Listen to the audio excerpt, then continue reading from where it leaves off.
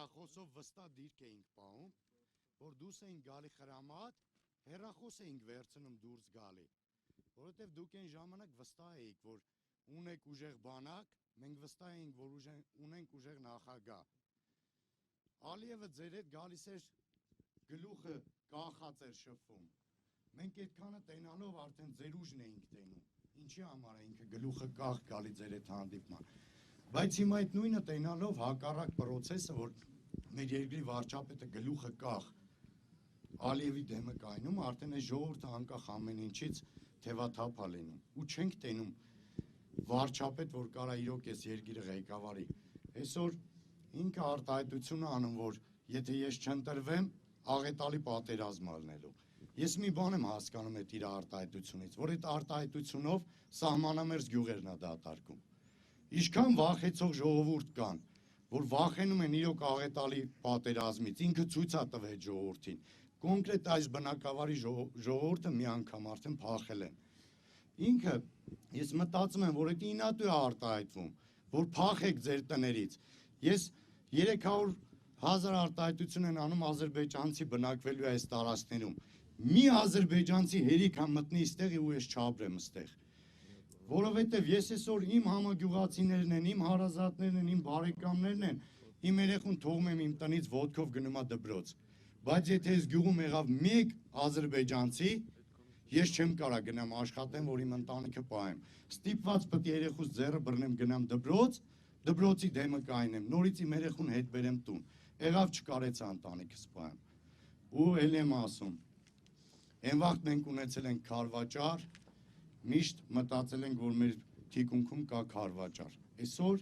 մնացել է մի հատ Հայաստանին այս սահմանամերձ գյուղերը։ Էս էլ եթե տվինք, հաջորդը Երևանն է։ Ու խնդրում եմ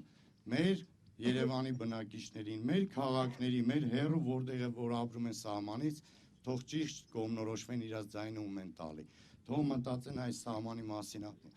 սահմանում ապրող ժողովրդի մասին։ Իրոք խնդրանքը սա ժողովրդին դա է, որ այս էլ չդատարկեն։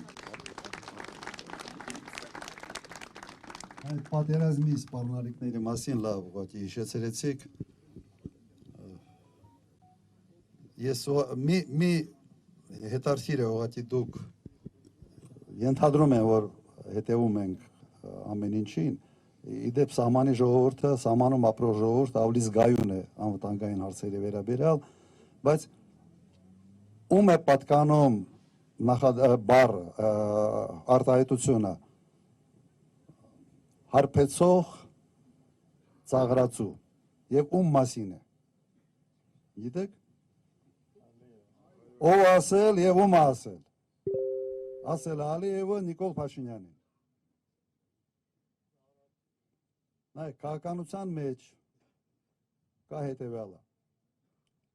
Եթե դու վախկոտ ես, եթե դու վախած ես, դու պատերազմի համար էստի համեցեք ես։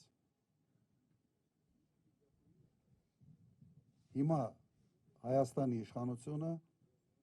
պատերազմի ամենից մեծ սպառնալիքն է, որովհետև իրեն հետ շփվելով, իրեն գնահատելով, հարևանը հասկանում է, որ դիմադրություն չի լինելու, որ դիմացը հարիվ է, վախած կզած, եւ եթե ուզում ենք մենք ոտի վրա կաղնենք, լուղ բարձրացնենք եւ ուզում ենք խաղաղություն ունենալ, որը մեր արժանապատվությունը պետք է այն հենարանը լինի, որ այդ խաղաղությունը, որի վրա պետք է կառուցես, ուրիշ ուղղակի տարբերակ ժողովուրդ ջան չկա։ Չկա։ Եվ այդ արտահայտությանը որևէ կերպ Հայաստանի Հանրապետության վարչապետը չի էլ արձագանքել, բան էլ չի ասել, ոնց որ իրեն չեն ասում։ Բոլորս մենք պետք է այդ վերավորանք պետք է ընդունենք մեր հասցեին, որովհետև քո երկրի առաջի դեմքի մասին է դա։ Նվաստացնում է երկիրը, նվաստացնում է ժողովուրդը։ Երևի այսքանը սրա մասին։ Մի րոպե։